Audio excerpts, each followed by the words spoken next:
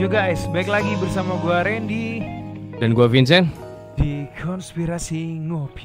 Seruput lo kopinya. Wah, Asik guys. gila abis featuring ya. Habis featuring sama Oza. Oza Rangkuti, podcast kesel aja. Playnya paling banyak tuh. Iya. Dalam satu hari playnya paling banyak. Wah, berarti mecahin rekor ya. Mecahin rekor coy. Berarti sukses nih kita Apa? untuk Misinya. numpang. Oh iya dong, Iya. numpang pansos kan. Bener. Pansos tuh kepanjangannya apa sih? Panjat sosial Panjat ya? sosial. Sebenarnya mah ya Oza ya gak ngerti-ngerti banget konspirasi. Iya, Ya, memang. kita buat pansos doang aja. Lah kan memang. Iya. Kayaknya semua orang pendengar kita juga tahu kok. Tahu ya. Tahu. Iya, Bang Oza. Jadi sebenarnya nggak spesial amat Bang Oza. Iya. Cuma kita memang. pengen pansos aja ini. Iya. Lu tuh konspirasinya juga masih mediocre Bang sebenarnya Bang. Gila, gak tau terima kasih Bang Konspirasi Ngopi. Emang. Nggak, tapi Anjing emang.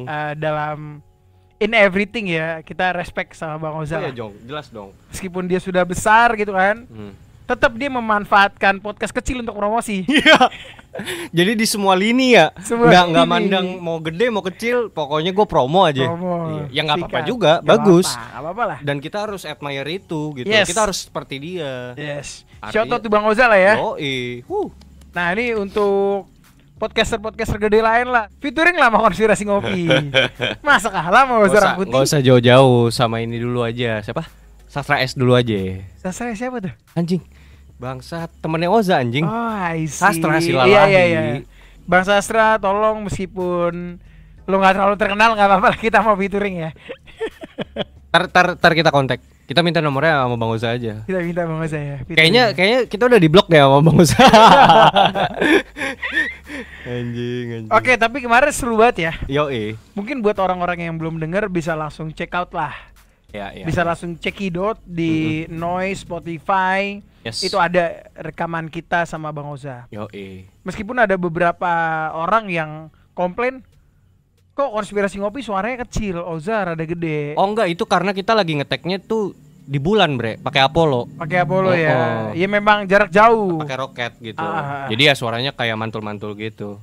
Ya, tapi so far kita cukup puas lah ya Oh, dengan hasil, dan Bang Oza sumpah seru banget. Once again, thanks to Bang Oza. Ya, terima kasih Bang Oza. Woo. Oke, Chen. Karena kita mau bahas apa nih? Ya, karena kan gini kan. Kemarin kan kita juga bahas sama Bang Oza tuh tentang Ahmad Dhani kan. Ahmad Dhani. Nah, Ahmad Dhani tuh demen Queen. Queen. Iya kan, demen Oke, Queen kan? iya, Bukan benar. demen lagu Malaysia kan? Bukan. Iya. Sejak kapan dia suka lagu Malaysia? Itu ininya, klonnya kayaknya. Klonnya. Iya, kalau Ahmad Dhani yang asli doyannya Queen. Queen ya. Gitu. Kita berarti mau bahas Queen nih. Iya, kita mau bahas Queen dan judul lagunya itu, dan kebetulan ini segmennya sotoin lirik ya. Sotin lirik ya. Jadi kita mau ngesotoin lirik lagu Queen yang Bohemian Rhapsody. Anjing. Oh, coy. Bohemian Rhapsody. Iya. Wah, gila sih itu. Itu menurut gua ya, bukan one of the best song in history, Ya. tapi the best song in history. The best. The best. Parah, kacau. Even band favorit gua bukan Queen ya. Gua suka Queen tapi band favorit gua bukan Queen, tapi kalau lo tanya lagu terbaik sepanjang sejarah, gak ada lain Bohemian Rhapsody. Yes. For me personally ya. Iya. Oke, nah makanya kan ini seru banget kan pembahasannya gitu. Coba kita kulik dan kita bahas di sini bareng-bareng dari sudut pandang Konspirasi Ngopi. Sudut pandang anak nongkrong. Anak nongkrong. Di saat dimana-mana anak nongkrong itu tidak mengetahui kedalaman lirik Bohemian Rhapsody, di sini kita bahas. Kita kuliti lah. Kita kuliti ya. Iya. Oke, buat kalian teman ngopi yang penasaran ya isi dari Bohemian Rhapsody, kan kalian kalau terjemahin liriknya nggak mungkin paham. Kalian bahasa Indonesia aja nggak bagus, gimana bahasa Inggris? Enggak, karena gini mungkin interpretasi orang kan beda-beda. Interpretasi. Apa? Interpretasi. Interpretasi. Iya. Ya gitu dah. Interpretasi orang kan beda-beda. Beda. Iya kan. Jadi ya udah, ini kan dari sudut pandang yang lebih apa ya namanya, lebih expert gitu. Lebih pinter lah. Iya, lebih Iya. anjing sombong banget, sombong. Bangsat Tapi kita tidak menggunakan astral projection manggil Freddie Mercury. Nggak usah, nggak perlu. Ya. Itu dari sudut pandang kita aja langsung. Oke. Nggak mesti kita manggil orangnya langsung gitu kan. Nggak perlu nih ya. Iya. Udah 5 menit bre, langsung bre masuk. Langsung sikat ya. Iya, langsung masuk. Oke. Buat teman ngopi, seruput dulu kopinya, baru langsung dengerin. Pertajam analisa lo. Perkuat dengan Cocok logi. Ulang. Sama lagi. Ulang. Jelek nggak enak. Pertajam analisa lo. Perkuat dengan cocok logi.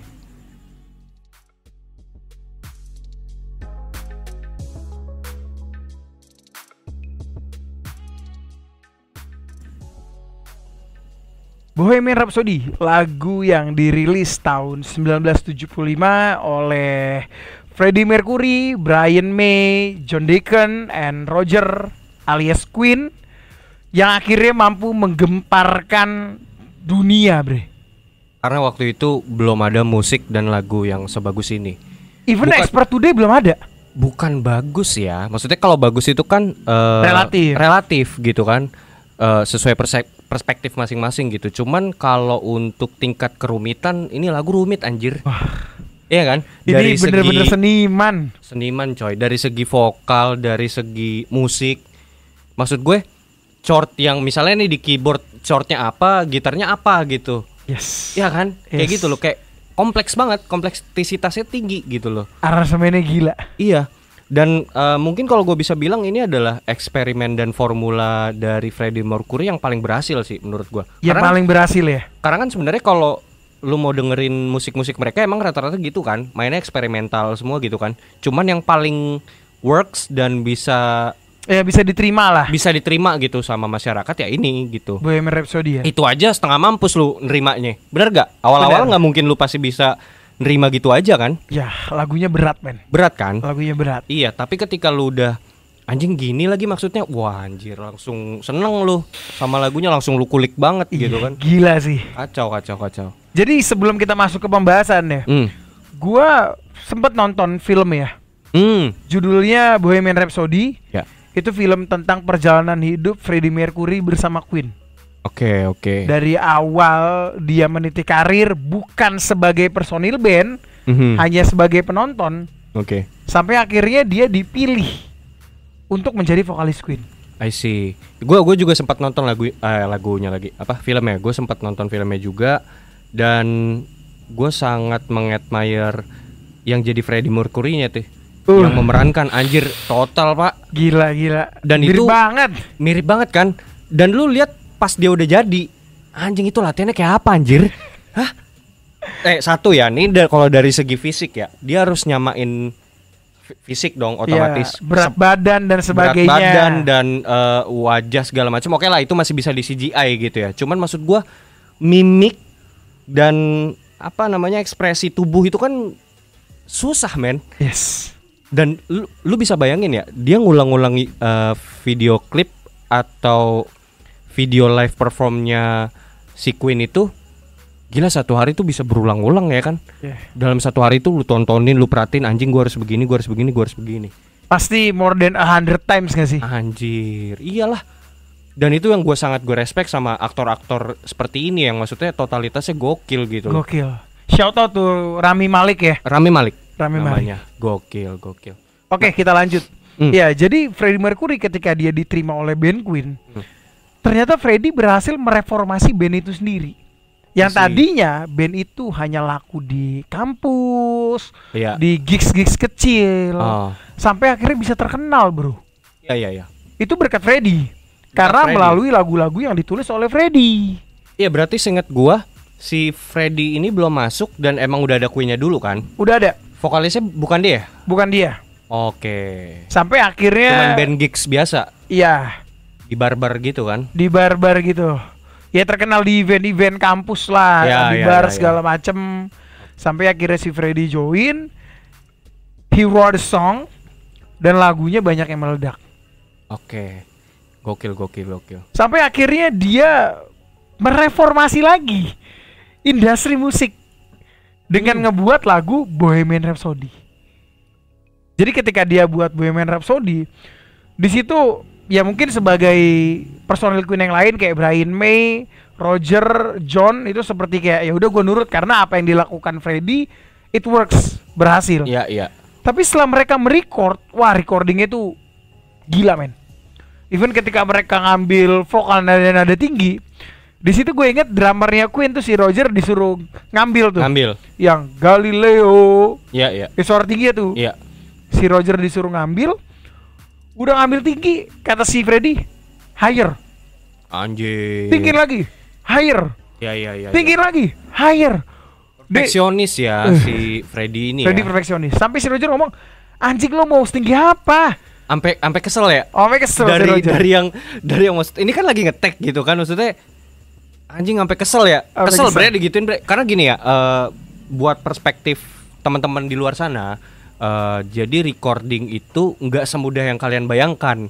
Recording musik ya, maksudnya kalau kita sebagai band gitu, kita udah ngebayangin ya, kita udah ngekonsep apa yang nanti kita mau record gitu. Tapi nyatanya ketika implementasi nggak semudah itu. Yes. Yang satu, yang paling utama tuh ya nomor satu itu pressure. Yang entah dari mana tiba-tiba muncul aja tuh pressure gitu.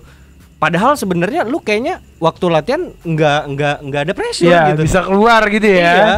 Maksudnya bisa luwes aja gitu, tapi pas lu record anjing toto kayak ngeblank terus kayak yang pressure gitu. Dan lu bayangin kalau misalnya lu ngeteknya tuh bisa kayak dalam satu hari itu cuman ngetek satu vokal doang anjing. Iya kan?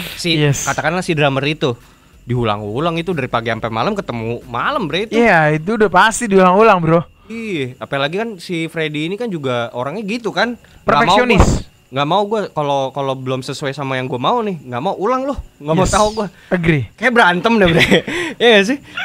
Pastilah. Cuman si drummer itu nggak, karena kan dia nggak punya gambaran itu di dalam pikirannya kan. Dia hanya anjing lu ngapain sih? Oh, udah ini gue kan udah ngetek berapa kali. Bener. Masa lu nyuruh gue berulang-ulang kayak gini? Karena dia nggak ngerti maksudnya. Tapi ketika pas udah jadi, pas didengar, oh ini maksudnya gitu kali ya. Iya, pasti begitu. Cuma somehow memang deep down in their heart ya, di masing-masing personil Queen, they trust Freddy. Ah benar. Gitu. Bareng lagi they trust ya. Iya. Karena sama ya bre. Emang dia sosok seniman. Seniman itu kan out of the box bre. Artinya melakukan segala sesuatu tapi dengan point of view lain gitu loh, dari perspektif sisi lain gitu loh. Jadi emang seorang artis, seorang seniman gitu, nggak sembarangan gitu.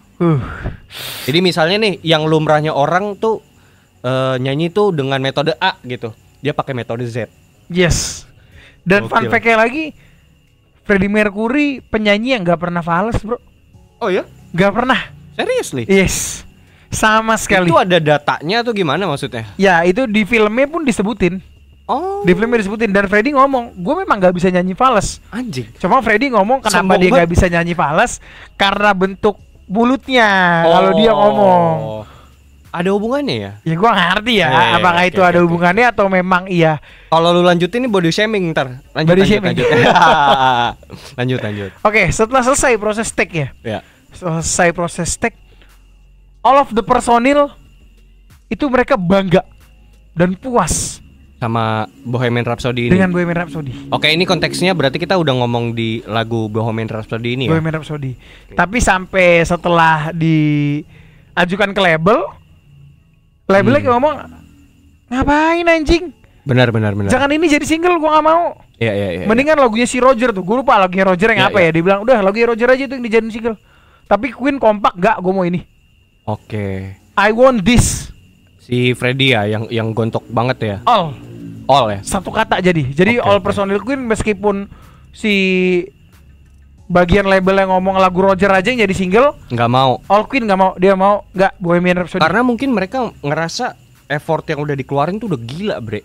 Dan kayaknya gue udah total banget anjing. Bahasanya nih ya, yang biasanya gue tuh kayak ngeluarin effort tuh 80%. Di sini gue 1000% anjing.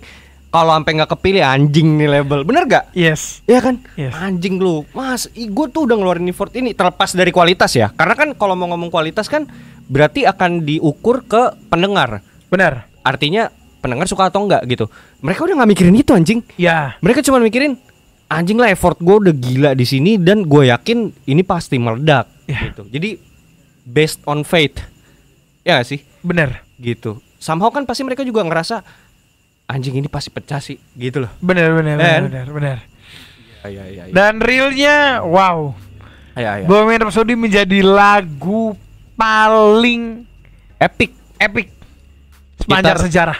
Ya, dan di sekitar akhir tahun 60-an itu emang udah epic banget sampai hari ini bahkan gitu. 70-an. Hah? 70-an, 75 dia rilisnya. Oke. Tapi terciptanya sekitar 60-an. Iya. Jadi diciptainnya sebenarnya jauh sebelum mereka nge-take. Itu kata kompas.com. Itu kata kompas.com. Oke, sebelum kita mau ke liriknya, lo mau menyampaikan fakta-fakta terkait Bohemian Rhapsody ya? Oke, bentar, gue cari dulu. Cari deh. Kompas.com. Nah, ini Bre, beberapa fakta menarik tentang Bohemian Rhapsody ini. Nah, dikatakan dilansir dari kompas.com, Bohemian Rhapsody penuh dengan bahasa imajinatif dan merupakan bukti bakat Freddie sebagai penulis lagu. Freddie adalah orang yang sangat kompleks, sembrono, dan lucu di permukaan, tetapi dia menyembunyikan rasa tidak aman dan masalah dalam menyesuaikan hidupnya dengan masa kecilnya. Ini katanya si May nih, Brian May. Dia tidak pernah menjelaskan liriknya, tapi saya pikir dia memasukkan banyak dirinya ke dalam lagu itu, gitu tambahnya.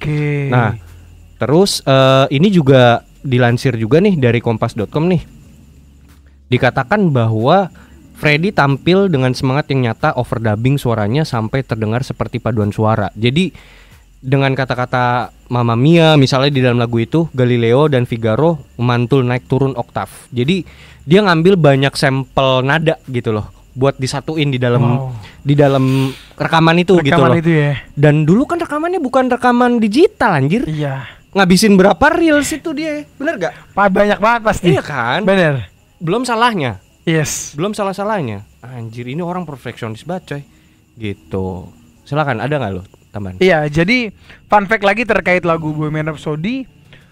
Bohemian Rhapsody ini di-take menggunakan piano yang sama dengan lagu Hey Jude. Ah, iya. Iya.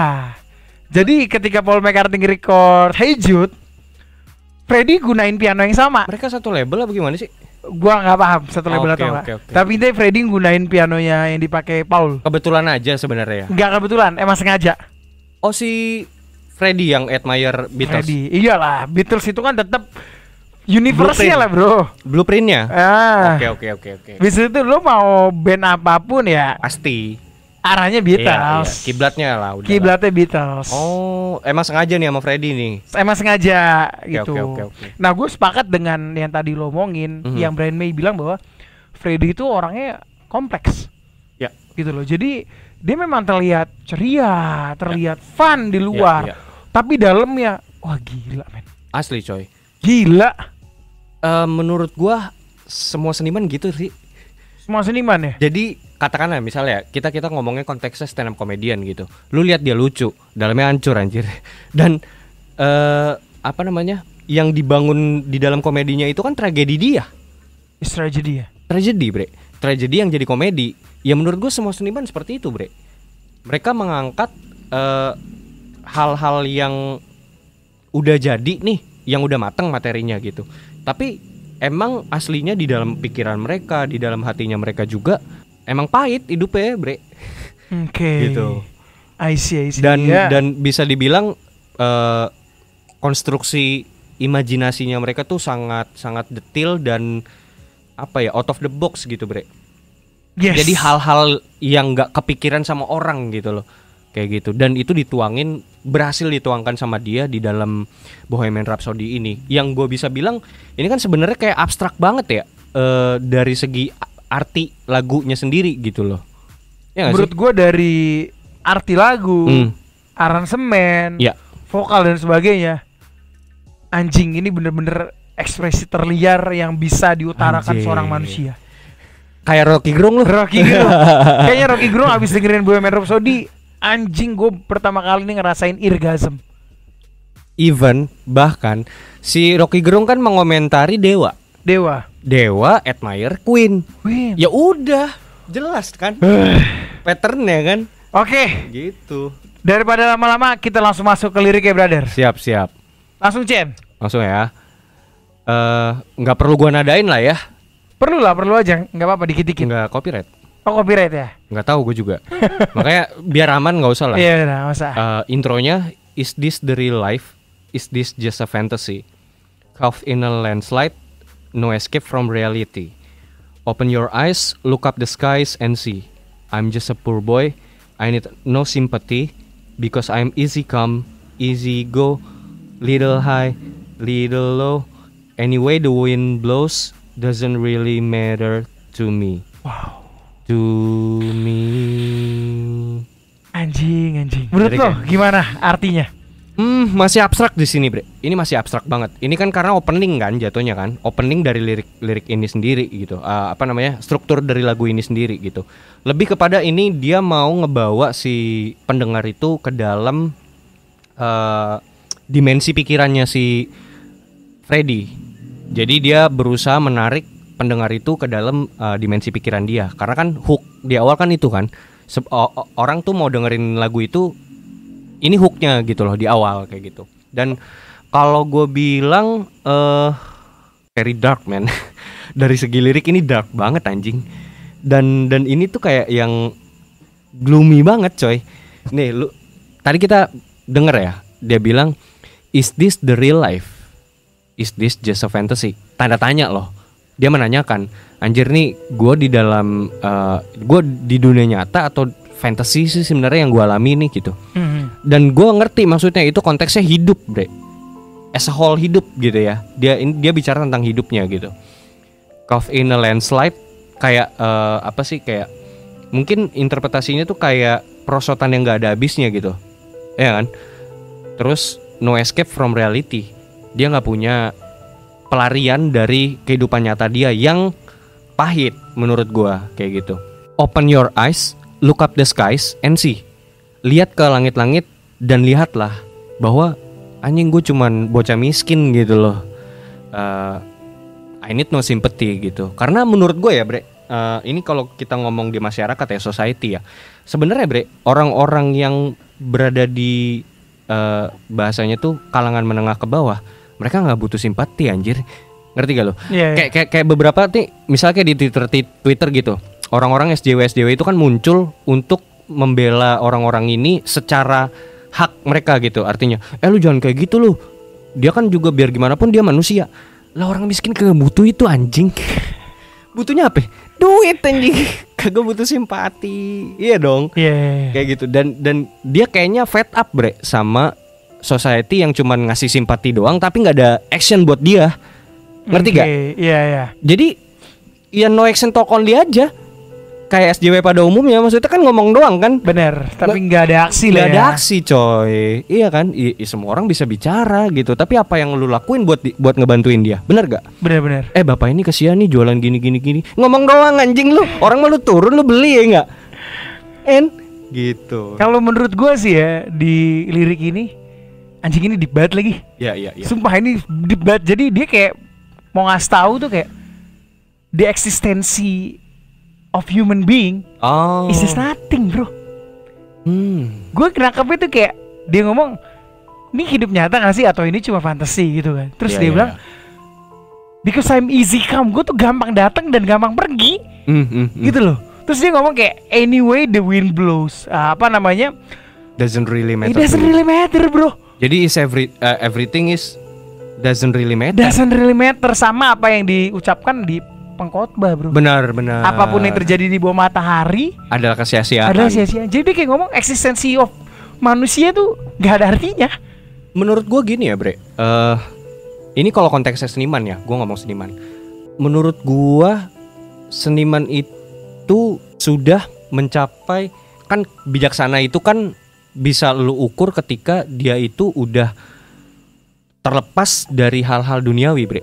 Benar gak? Benar. Jadi nah seniman tuh udah mencapai titik itu gitu loh, yang dimana ketika orang tuh masih ngomong harta tahta dan jabatan dan masih berkutat dengan hal tersebut, dia udah beyond. Iya. Dia udah di luar itu. Karena tujuannya udah bukan itu. Bener. Dan lebih besar lagi, bahkan bisa dibilang ranahnya tuh mungkin udah kosmos. Iya. Anjing ya, contoh ya, mempertanyakan Saturnus atau apa itu kan something yang nggak society pikirkan kan. Iya. Buat apa anjing lo mikirin kayak gitu? Nah tapi bikin kaya juga enggak. iya kan. Tapi cara mereka berpikir, cara mereka melihat dunia udah nggak sampai di titik itu lagi. Bener. Kayak gitu loh. Nah, ya gua rasa itu lumrah ya memang di seniman-seniman. Mereka tuh apa ya bahasanya, Bre? Kalau di dalam dunia bisnis tuh lu sering bilang istilahnya tuh helikopter view. Iya. Mereka melihatnya dari sisi itu. Mereka bahkan di atasnya. Iya. Bener. Jadi beyond, udah mempertanyakan tentang eksistensi hidup, udah mempertanyakan afterlife. Ya kan, yang sebenarnya nggak ada untungnya untuk lo hidup di dunia. Iya, gitu kan? iya. Nah, itu sama seperti state yang terjadi sama si Salomo ketika dia tua. Tapi itu lu harus pahami ya, itu konteksnya ketika dia udah tua. Lah ini Freddie Mercury umur berapa anjing waktu itu? Nah tapi rata-rata seniman mereka nggak ada batasan umur itu. Jadi artinya mereka menempuh dan menyampai titik itu tanpa ada tolak ukur umur, nggak ada coy gitu. Gila. Jadi ya gokil sih, emang seniman gitu. Kita lanjut ya. Lanjut. Di sini liriknya, Mama just killed a man, put again his head, pulled my trigger, now he's dead. Mama, life had just begun, but now I've gone and throw it all away. Mama, didn't mean to make you cry. If I'm not back again this time tomorrow, carry on as if nothing really matters. Anjir, ini pengkhotbah banget gak sih, coy? Kayak yang hidup ini tuh semua sia-sia gitu loh. Iya men. Nothing really matters sebenarnya. Wow. Lu mau di atas, lu mau di bawah, nggak ada artinya men. Gak ada artinya coy. Lu tuh cuman debu-debu kosmik yang gak ada apa-apanya gitu loh dibanding matahari yang sebesar itu gitu loh. Dan di lirik ini dia state, Mama, I just kill a man, put a gun against his head, pull my trigger, now he's dead. Ini siapa sih yang dia bunuh? Ntar ya, gue nangkap dulu nih. Sebenarnya ini mungkin harusnya ada I ya, mungkin ya di dalam liriknya. Karena kan ini liriknya tulisannya Mama, koma, terus just kill a man. Ini mungkin maksudnya dia ya. Dia yang ngebunuh. Harusnya kan. Oke. Kalau gua nangkapnya, ntar gue dirinya sendiri anjing. Gue pengen jawab itu tapi ya udah ya. Benar. Dia ngebunuh dirinya sendiri terus ya udah gitu loh. Jadi kayak lu tuh kayak gini loh. Lu ngebayangin ya, lu dengan pemikiran gila lu. Ya. Yang lu udah gak kuat, otak lu mau meledak, anjing gue mati, bang. And you born again with something new. Oke. Kalau gua ngeliatnya seperti itu ya. Oke. Ya. Mama just killed a man. Iya, sebenarnya kalau gue lihat sih di sini belum ada konteks dia untuk bangkit ya. Artinya bangkit dari itu kan bisa dibilang keterpurukan ya, Bre. Ya. Artinya reborn-nya tuh belum ada tuh di sini tuh di dalam lirik ini. Gua nggak tahu ntar di lirik-lirik selanjutnya. Ntar kita akan mengarah ke sana ya. Coba kita lihat gitu. Tapi yang jelas kalau lu bilang tadi dia membunuh dirinya sendiri, benar. Karena somehow ya, Bre. Beberapa ya sekali lagi ini tuh gue selalu ngomongin tuh konteksnya seniman gitu. Entah kenapa ya. Karena kan memang ini kan si Freddy itu kan sosok seniman gitu kan. Kalau gue mau ngelihat konteksnya secara keseluruhan, kebanyakan seniman memang membunuh dirinya sendiri, Bre, untuk menjadi, mereka kan berusaha untuk menjadi karakter yang mereka ingin bangun, Bre. Bener. Nah mereka membunuh dirinya sendiri dulu untuk membangun karakter itu. Yes, kayak gitu. Jadi esensi dia hidup di dunia ini tuh sebenarnya nggak. Jadi keakuannya tuh dimatiin. Paham gak lo, Bre? Aktor contoh ya, itu udah paling clear lah. Seorang Vino mau jadi yang di Realita Cinta Rock and Roll tuh kan dimatiin dulu Vinonya. Bener. Itu yang paling gampang lu lihat. Tapi pun di musik, di seni lukis sekalipun juga seperti itu. Jadi seniman itu tapi memang punya sense of meniadakan dirinya. Meniadakan, misalnya nih, gua Vincent as a seniman gitu. Gua harus matiin Vincent gua harus jadi orang lain. Yang mau gua coba ungkapkan di situ gitu. Iya, seperti itu. Seperti itu yang gua maksud tadi dari artinya dia membunuhnya ya. Jadi kayak udah lu nggak akan bisa ngelihat the old Freddy. Yes. I die. I Die, iya. Iya. Oke. Lanjut ya. Sama ini bre, gue sorry nih, gue baru keinget. Ini sama kayak ini gak sih? Aldi Taher. Wow. Ya nggak? Aldi Taher. Ya nggak? Iya. You don't see the old Aldi Taher kan? Yes. Yang ada di MTV dulu kan? Yes. Yang pola pikir masyarakat tuh kan ketika nonton dia itu kan anjing nih keren banget ya orang. Keren anjing. banget. Anjing gue pengen lagi jadi dia. Wow. Yang sekarang apa? Dimatiin kan? Jadi Aldi Taher. freak, jadi freak. Iya. Tapi that's seniman. That's the real fucking seniman. Iya coy. Aldi Taher. Bener seniman. Makanya gue kadang-kadang kayak yang gue nggak bisa benci orang ini. Gue hanya melihat dia sebagai seniman anjing. Gak ada hal-hal juga yang bisa lo benci dari dia men. Gini, kecuali dia menjatuhkan seseorang ya, artinya atau merugikan orang lain kan enggak. Enggak lah. Siapa yang dirugikan sekarang? Iya kan? Ya kan kebanyakan gitu bre. Kalau misalnya lu lihat di Twitter, di IG, orang-orang banyak menghujat dia, apaan sih nggak jelas kayak gini. Lah, anjing gue bisa ngomong gini ya. Masih lebih mulia dia anjing dibanding tikus-tikus rakyat yang makan duit rakyat. Bener gak coy? Quotes ya. Dia bener, halal anjing. Iyalah. Halal gak? Halal. Siapa yang dijatuhin? Dirinya sendiri yang dia jatuhin, bukan orang lain. Dan itu sah-sah aja. Sah-sah aja. Tidak ada yang dirugikan. Terhibur gak? Terhibur lah. Terhibur. Gila. Coy. Meskipun kita nggak tahu apa yang ada dalam benar pengorbanan yang udah dilakukan ya. Masih auto tuh Aldi Taher lah, keren. Gila sih, ya kita nggak tahu ya apa yang dia alamin, jatuh bangunnya dia seperti apa. Tapi ketika dia lagi nggak di depan kamera, mengimpersonate apa yang dia mau tunjukkan ke masyarakat gitu. Dan gue dapet testimoni itu dari Pras Teguh. Gue kan nonton konten Pras Teguh kan. Pras Teguh ya. Sorry Panji. Itu di Noise. Oke. Jadi ada kontennya Panji. Aldi Taher udah masuk Noise berarti? Bukan. Jadi gini, si Panji cerita dulu ketemu sama si Aldi Taher. Dia bilang gini, ini testimoni dari si Panji ya. Gue denger dari si Panji yang podcast dia yang di Noise tuh. Dia bilang gini, jadi pas nggak ada kamera di dalam suatu ruang tunggu artis gitu loh. Jadi orang biasa aja bre. Ngobrol sama Panji kayak ya kayak orang biasa. Normal ya. Orang normal. Terus tiba-tiba out of nowhere ada orang TV-nya tuh masuk, jeder gitu. Langsung berubah. Langsung kayak wah gua harus masuk partai dua partai gitu. Langsung jadi kayak gitu. Berarti kan apa? Iya coy. Jadi iya gokil sih. Pengorbanan seorang bapak untuk popok anak. Yoi coy. Bener lagi gitu. Anjir gua respect sih sama doi gitu. Terlepas apapun itu lah, lu mau bilang dia bego atau apa ya, tapi that's seniman. Itu yang dilakukan seniman gitu loh. Yes. Lanjut bre. Liriknya, too late my time has come, sends shivers down my spine, body's aching all the time. Goodbye everybody, I've got to go. Gotta leave you all behind and face the truth. Mama, oh, anyway the wind blows, I don't wanna die.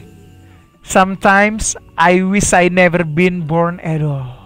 Ini despair banget gak sih? Oh. Kayak ke penyesalan yang dalam akan eksistensinya dia. Artinya sebenarnya gue buat apa sih gue hidup gitu loh?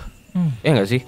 Kayak yang gue ngapain sih sampai dilahirin ke dunia ini gini, sampai di situ bre. Yang sebenarnya kita juga nggak tahu apa yang dialamin gitu bre. Mungkin gak sih karena dia memilih untuk menjadi bisex at the end. Karena gini loh, ketika orang ngomong Freddy adalah gay, gue akan bukan ngedeklar itu, gue akan nolak itu. Karena Freddy bukan gay. Kenapa? Dia suka sama cewek bro. Iya, jadi dia suka sama perempuan namanya Mary Austin. Oh gitu. Iya, itu perempuan yang dia buatin lagu Love of My Life. Oh, Love of My Life. Love of My Life. Anjing, keren banget ya. Love of My Life. Nah, itu Freddy buat untuk si Mary Austin, men. Sampai sebelum akhirnya dia memutuskan untuk selingkuh dengan cowok. Anjing, ngeri sih. Gua nggak tahu ya apakah sebenarnya jauh sebelum dia terkenal dia memang sudah ada perasaan suka sama cowok, atau memang dia baru tertarik setelah dia berkecimpung dalam dunia industri. Tapi intinya itu menghancurkan dia lah bro. Maksudnya apa yang menghancurkan dia? Ya ketika dia suka sama laki men. Oh, Ya itu yang ngancurin hidupnya dia. Dia sampai kena AIDS, bre. Ya, oke. Ya walaupun kita nggak mendukung hal itu, cuman maksudnya kita coba mengerti ya. Kita coba mengerti dari sudut pandang dia seperti sebenarnya apa sih yang terjadi gitu loh. Ya kan? Menurut lu gimana deh? Maksudnya kenapa dia bisa jadi seperti itu? Apakah dari sisi naluri dia sebagai manusia memang seperti itu, atau memang sebenarnya ada pilihan, bre? Ada pilihan. That's why tadi ketika kita bahas di lirik sih ya, coba tadi kita lihat liriknya. Kita bahas tadi di lirik, dia bilang too late, my time has come. Shivers down my spine, body's aching all the time. Goodbye everybody, I've got to go. Gotta leave you all behind and face the truth. Nah, mungkin gue bisa ngartiin dari gotta leave you all behind and face the truth. Dia tuh kayak ngerasa sebenarnya dia punya pilihan, either dia mau stick untuk menjadi normal, atau dia ya udah ngikutin hasrat seksualnya gitu loh. Dan dia kalah di situ karena dia bilang gue harus ninggalin lo semua dan menghadapi kenyataan, dan kenyataan gue adalah gue gay. Di situ dia kalah. Sebenarnya ketika dia saat itu ditempatkan di surrounding yang baik ya, lingkungan yang baik, lo ngobrol sama orang yang memang bisa ngasih lo masukan. Gini deh, dia nggak ngumpul sama LGBT, udah gitu aja lah. Itu bisa bener, bro. Bisa bener. Karena kan sebenarnya environment shape you, bener gak? Yes. Ya makanya kan? Di situ dia nge-state lagi bahwa gue nggak mau mati, I don't wanna die.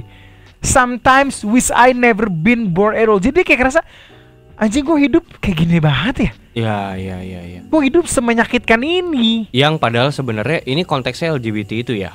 Iya. Enggak, maksudnya dia punya opsi sebenarnya, tapi dia udah nyemplung di situ. Yes.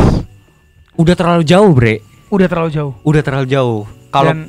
Kalaupun dia mau balik lagi, katakanlah dia udah terlalu jauh, dia mau balik lagi. Tapi ntar gue jadi sepi. Ya. Karena rata-rata seniman industri takut dengan kesepian, bre. Mereka itu takut dengan kesepian. Artinya gini, lu ngelihat dia popular, fame, rich, tapi dalam hatinya kesepian, anjir. Ya. Iya enggak? Ya.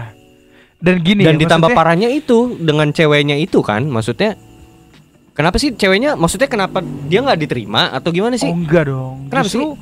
Ceweknya sayang sama dia, bro. Lah terus? Mary Austin itu seseorang yang sangat sayang dengan Freddie. Harusnya mereka married kan? Harusnya kan? Udah tunangan, udah mau married. Oke. Dan Freddie selingkuh sama cowok. Di situ yang ngancurin hati Mary. Oh. Dan setelahnya bahkan Mary itu masih support Freddie. Mary masih nonton Freddie ketika manggung. Tapi stop sampai di sini. Artinya kita hanya as a ya udah friend aja udah. Yeah. Anjir. Dan Mary Austin di situ akhirnya udah nemuin pasangan hidup dan menikah. Tapi Freddie pun stayed sampai di akhir.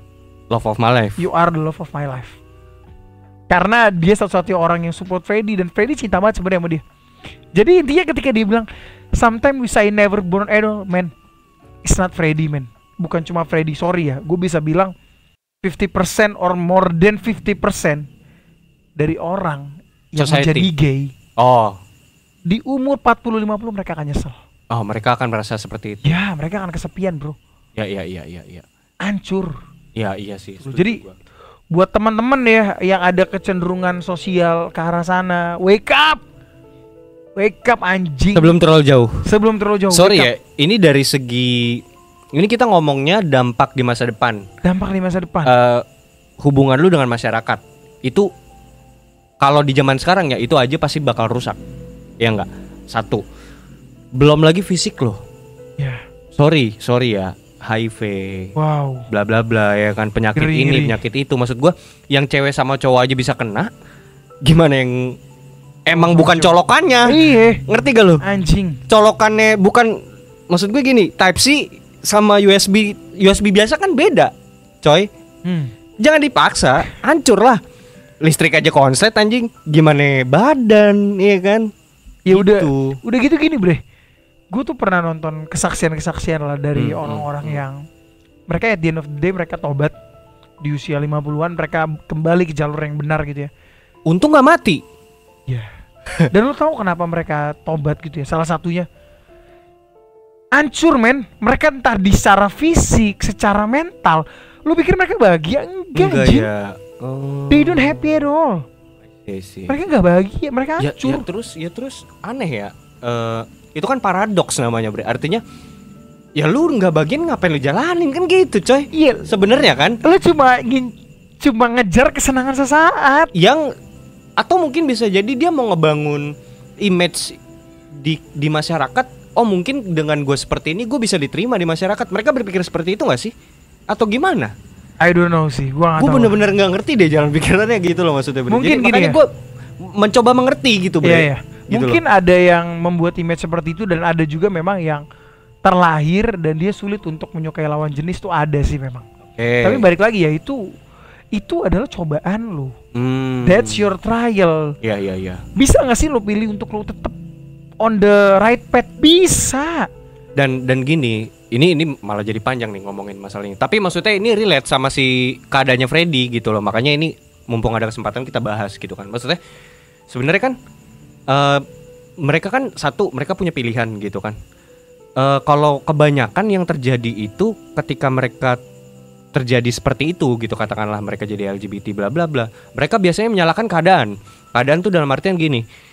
Trauma masa lalu. Sorry ya, maksudnya mereka mengalami pelecehan seksual misalnya gitu, entah dari misalnya cowok sama cowok gitu. Misalnya di masa lalu ada orang tua laki-laki yang seperti itu kepada dia. Terus hanya dengan sebatas itu mereka menjustifikasi hal yang mereka lakukan di masa depan. Makanya gue bisa begini gitu. Bahasanya gini, Bre, kasarnya, gue kenapa sih bisa jadi gay gitu? Ya karena gue dulu kena pelecehan seksual. Gitu aja, sebatas itu. Dan yang gua nggak ngertinya, apakah mereka nggak punya opsi? Gitu loh, Bre. Iya. Iya nggak sih? Iya. Itu sama seperti orang miskin ketika mereka meninggal dalam keadaan miskin dan mereka bilang ya gue terakhir dari keluarga miskin. It's the same menurut gue. Ya, Jadi at the end of the day, you have option. Dan satu hal, ketika orang ngomong hidup nggak adil, ya memang nggak adil bangsat. Hidup itu tidak adil. Kalau adil mah lu bakal ngelihat Messi sama Messi di satu lapangan yang sama. Ya. Nggak seru, coy. Nggak seru. Lu bakal ngelihat nonton bola nih, Cristiano Ronaldo lawan Cristiano Ronaldo, apa serunya? Skillnya sama-sama gitu. Iya, sama. Hidup itu nggak adil. Sekarang balik lagi buat teman-teman ngopi ya, kita mau ngasih insight lah. Hidup itu memang nggak adil. Gue sepakat. Iya. Gue sepakat. Menurut gue hidup itu tidak adil. Dan apakah yang harus lo lakukan? Apakah lo harus menangis dan menangisi ketidakadilan itu? Enggak, men. Wake up. Fight for your life. Ya. Lu punya Tuhan, lo percaya Tuhan, pray to your God. Abis itu usaha. Yo, gitu. Ya, sebenarnya kan pilihannya cuma 2. Rebahan. Iya enggak? Bangun. Iya. Kerja. Gitulah, gitu kan. Kerja kalau kata Pak Jokowi. Iya, gitu. Lanjut kali ya, Bre. Lanjut masuk ke verse 3. I see a little silhouette of a man. Scaramouche, will you do the fandango? Thunderbolt and lightning, very very frightening me. Galileo, Figaro Magnifico. But I'm just a poor boy, nobody loves me. Oke. Lanjut lagi deh. He's just a poor boy from poor family. Spare him his life from this monstrosity. Easy come, easy go. Will you let me go? Bismillah, no, we will not let you go. Oke. Wow. Sampai di Mamma mia, let me go. Beelzebub has a devil put aside for me.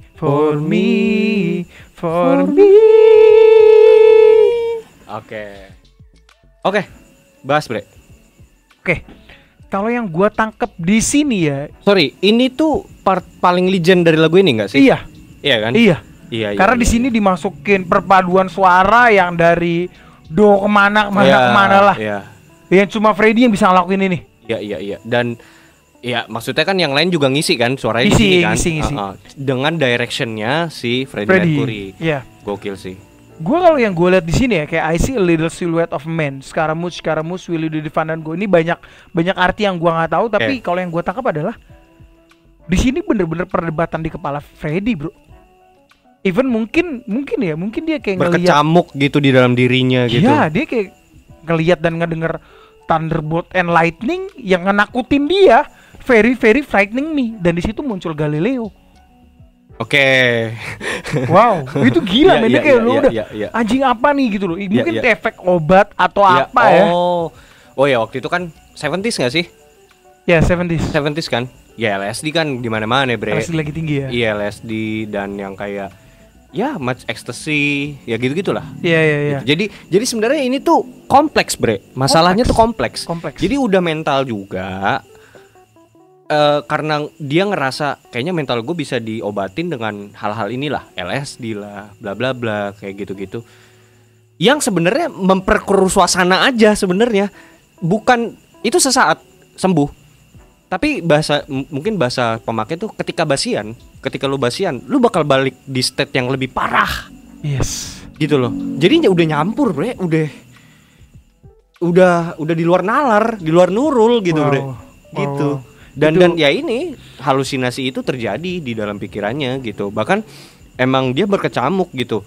Jadi bukannya memperbaiki kondisi mental health-nya dia, tapi malah kayak dirinya sendiri, bahkan menghakimi dirinya sendiri, Bre. Gitu loh. Yang kayak gila ya. Wah, makin parah, makin hancur gitu loh. Gitu sih. Dan di situ lanjutannya ini menurut gue yang lebih gila lagi sih, karena di sini dia ngomong spare him his life from this monstrosity ya. Iya. Terus easy come easy go, will you let me go? Disaut. Bismillah, no, we will not let you go. Oke. Ada yang ngomong let him go. Lanjut lagi, Bismillah, we will not let you go. Let him go. We will not let you go. Let him go gitu ya. We will not let you go. Ngerti gak? Jadi kayak paham. Di saat ada pikiran yang bilang udah biarin dia pergi, jangan biarin dia pergi, jangan biarin dia pergi. Gini sih, kita coba masuk ke dalam dimensi pikirannya si Freddy. Ya. Kalau yang gue lihat di sini, gue membayangkan sebagai dia itu adalah terdakwa yang mau dihukum mati. Oke. Jadi lu bayangkan ya, setnya itu lagi di masa-masa medieval, di zaman pertengahan gitu, di mana terdakwa yang mau digantung diri aja gitu. Bukan gantung diri, mau digantung, hukuman gantung itu loh, hukuman gantung.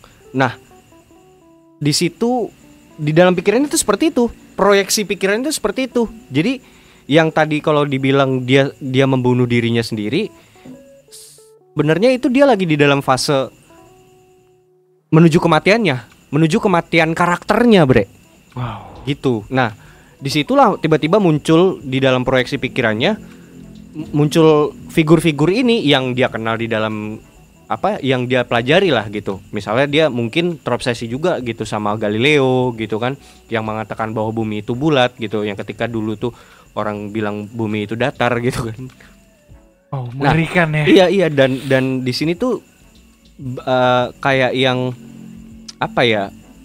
Sebenarnya tuh dia nggak menemukan jawaban pasti, dan kayak ini tuh lagi terombang-ambing gitu. Jadi banyak banget referensi di otaknya tuh yang kayak dia minta pertolongan sama siapa, dia bingung kayak gitu.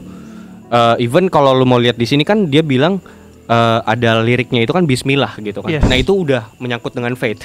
Yeah. Artinya anjing, gue udah sedark ini, gue mau minta tolong sama siapa anjing gitu loh. Kayak yang minta tolong sama Galileo mentok gitu loh. Galileo sendiri kan dihukum kan? Itu dia tuh hubungannya itu tuh. Bisa jadi hubungannya itu gitu. Ya kita coba untuk mengerti si Freddy ini loh gitu. Apa sih sebenarnya yang mau diungkapkan? Tapi yang gue lihat di sini adalah ini adalah fase di mana karakter dia sedang dalam on the way menuju kematian. Kayak gitu. Di mana karakter itu ya itu setnya lagi mau digantung aja gitu. Hukuman gantung itu gitu. Hukuman gantung itu ya. Kayak gitu. Nah, makanya dia di sini juga langsung sampai tadi Galileo, dari Galileo ke Tuhan, dari Tuhan ke iblis, Beelzebub, coy. Iya. Ke iblis. Makanya dia ngomong Beelzebub has a devil put aside for me. Iya. Jadi maksudnya si Beelzebub nih menaruh iblis di sampingnya dia kan? Dan di dalam dirinya, di dalam diri. Aside. Iya. Secara harafiah aside itu kan di samping, tapi di dalam dirinya dia ngerasa tuh kayak si iblis itu ada di dalam, dimensinya ada di dalam diri dia juga gitu loh. Jadi ini tuh kayak dia tuh lagi mencari-cari sumbu dari segala ketidakberesan hidupnya, dia mencoba mencari penyebab-penyebab eksternal. Yang sebenarnya dia juga nyari jawabannya, dia nggak ngerti. Gitu. Makanya dia mempertanyakan itu sampai ke iblis, ke Galileo. Yang kalau Galileo kan identiknya kan saintifik kan. Yang gue lihat di sini tuh sebenarnya ini lebih kayak karakter mentok aja. Bingung mau anjing gue mesti kayak gimana sih keluar dari jurang terdalam ini gitu loh, Bre. Gitu. Lanjut, Bre. Oke, kita lanjut ya. Nah, di sini seperti reliefnya dia nih. Jadi di sini dia kayak udah berhasil gitu kan. Makanya dari aransemen musiknya pun sama nih kayak So you think you can stone me and spit my eye gitu kan. Nah, so you think you can love me and leave me to die. Oh baby, can't do this to me baby. Just gotta get out, just gotta get right out of here. Oh. Jadi di sini adalah fase di mana dia akhirnya berdamai, break free lah ya. Break free dari jurang segala itu, stress out lah tuh. Dari jurang itu gitu. Akhirnya dia udah nggak tahu ya menemukan solusi atau enggak, tapi yang jelas kayaknya dia ngerasa anjing lah, kayaknya gue nggak bisa gini-gini mulu gitu. Gue harus bangkit kali gitu kan. Biar gimana pun kan, apapun hidup itu harus dijalani. Anjing. Benar. Bijak banget gue ya anjing. Hidup ini adalah kesempatan. Yoi coy. Enggak, kadang-kadang kan kita hanya melihat porsi negatifnya tanpa lu ngelihat itu kan kayak sisi dua koin yang berbeda kan gitu. Benar. Lu cuma ngeliat negatif side-nya doang, lu nggak lihat positif side-nya gitu. Dan you focus on the negative side. Ya. Terkadang gini ya, terkadang banyak orang tuh menganggap masalah di diri mereka tuh udah yang terbesar lah. Ya. Justru mereka fokus on the problem dan mereka tuh kayak anjing gue harus mati, udah gak ada jalan keluar gitu loh. Padahal kalau mereka lihat keluar, di situ tuh banyak orang ternyata yang mengalami hal serupa yang lebih parah. Iya. Dan but they survive. Iya. Tapi mereka bisa bertahan. Sebenarnya gimana caranya? Nah, ini kalau di dalam agama kita ya, di sini diajarkan bahwa you look at the Jesus. Oke, di Kristen. Ya, lu lihat ke Tuhan. Lu lihat ke Tuhan. Bahkan di situ Yesus pun sendiri bilang, kalau kamu mau ikut aku, kamu angkutlah kuku. Oh iya. Kuku ini ringan. Kuku ini berat ringan. gitu loh. Iya. Jadi ketika lu fokus sama Jesusnya, bukan fokus sama masalahnya. Wow, masalah itu lu gak gede anjing. Gak ada apa-apanya. Gak ada apa-apanya. Gak ada apa-apanya. Enggak. Makanya gue bilang, makanya tadi gue setuju sama lu. Dia ini berada di dalam lingkaran yang emang toksik. Ya. Jadi dia nggak bisa reflect ke luar karena maksudnya gini, lu ngumpul sama orang toksik, lu curhat sama orang toksik itu, apa yang terjadi? Ya makin toksik hidup lo. Makin toksik kan? Makin toksik. Nggak ada solusi kan? No, there is no solution. Lu mau ngeluarin sesuatu yang negatif di diri lo ke orang tersebut yang toksik. Solusi dari dia apa?